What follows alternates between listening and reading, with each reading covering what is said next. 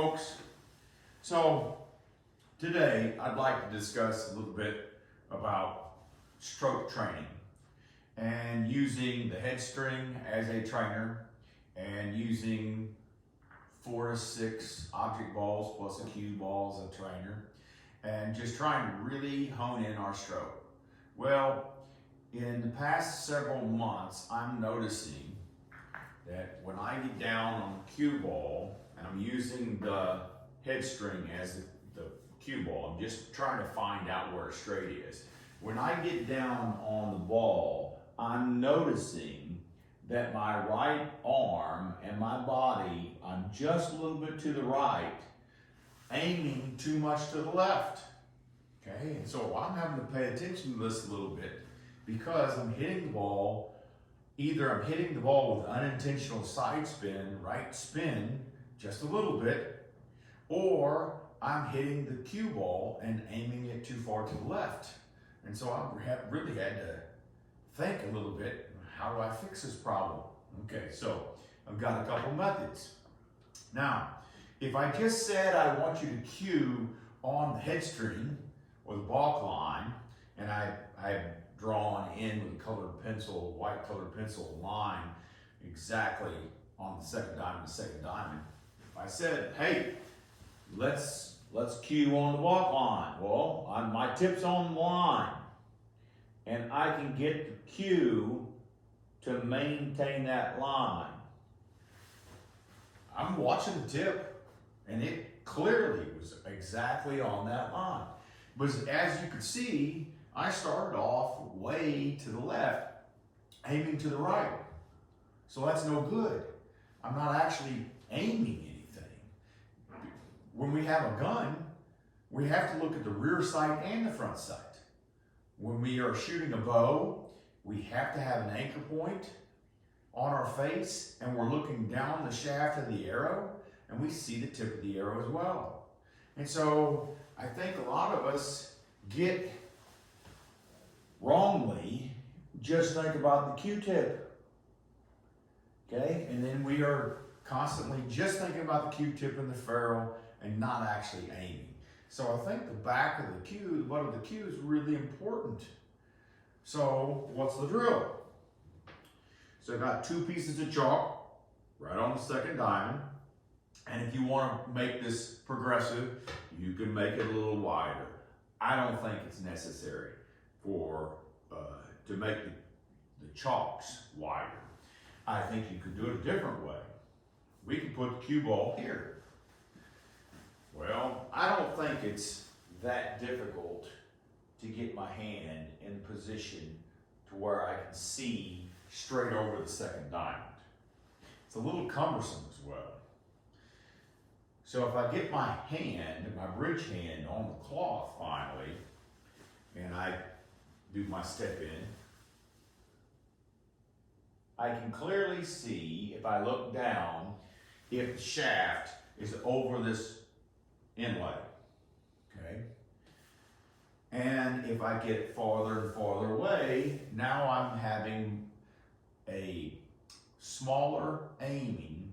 I'm aiming with more of the cue, which means my degrees of percent error are smaller and smaller. So I've gotten a larger bridge. I'm looking down, and indeed mine was a little bit too close to this chalk over here. So I've got to fix my stance a little bit, and so I'm practicing how I get into the cue ball. Okay, now one other item on that. I imagine a plane that's exactly on this head string. It goes all the way to the ceiling and all the way to the wall towards you and the wall towards me. And I can't deviate from that plane.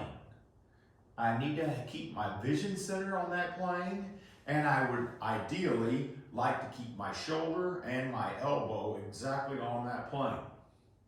Okay? And I want to have my foot placement exactly in the same spot while I approach the cue ball. But I have to make sure the main thing is keeping the butt of that cue exactly on this second diamond, keeping the tip of the cue right up next to the cue ball. Okay, making sure that plane is never deviating. So here's what I see people do. They're approaching the shot, and if you noticed, my head was moving this side and this side and this side as I was stepping in, which is a big no-no, okay? If you did that, you essentially got down on the shot and then re-aimed. Okay, so I don't want to do that. I want to make sure that when I step into the shot, I don't have to move at all. Everything's done. Okay, all I'm doing is confirming that indeed I'm seeing where I want to see. I'm aiming the cue exactly through the cue ball on the aiming line. And if I'm not, I've got to stand up and redo it. Okay, so I've made this a little bit of a progressive drill as well. Put the cue ball farther out, still being able to maintain that sight.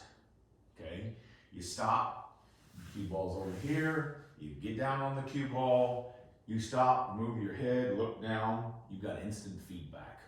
Good? Okay, so we've got a next drill. I could do this drill going in the opposite direction from the short rail to the short rail. That's ideal. Since I have the camera set up right here, we're going to do it this way. I put my jump cue, one of my jump cues, exactly on the line. I've got 4 balls. I'm simply going to take it, remove the cue, and I put cue ball between. I'd like to make it a little harder. So, the drill is, can I get the shaft going straight between these balls and hit the cue ball down the head string and making sure that I'm not hitting the side of these other balls as well.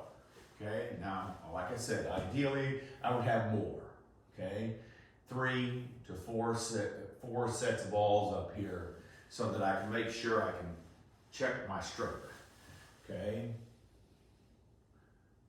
I'm being very careful getting in there.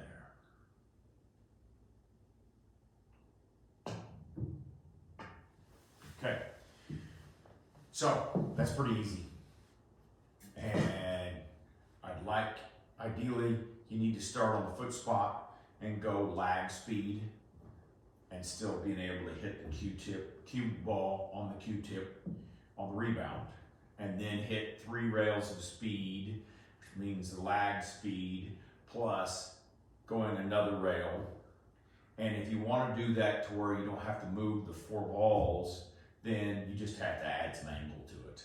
Have some spot that you're trying to hit on the rail and just to see if you can hit with more speed. Eventually getting to the Steve Davis drill, okay? So these couple of drills is helping me, and I'm talking about just 5 minutes of just my approach to each shot, and then another 5 minutes making sure that I'm hitting exactly straight. Okay, and then you can progress to some harder drills for that day for your practice session. Okay, and then I've also got a couple of drills that I've been working on for the last 3.5 weeks that is tremendously helped my game, and it's showing me that I'm not as careful at tip placement and making sure that my bridge distance, my arm distance, I'm talking about bridge to my right arm, my right hand, my grip hand. This isn't being consistent all the time. So I'm getting tip dip.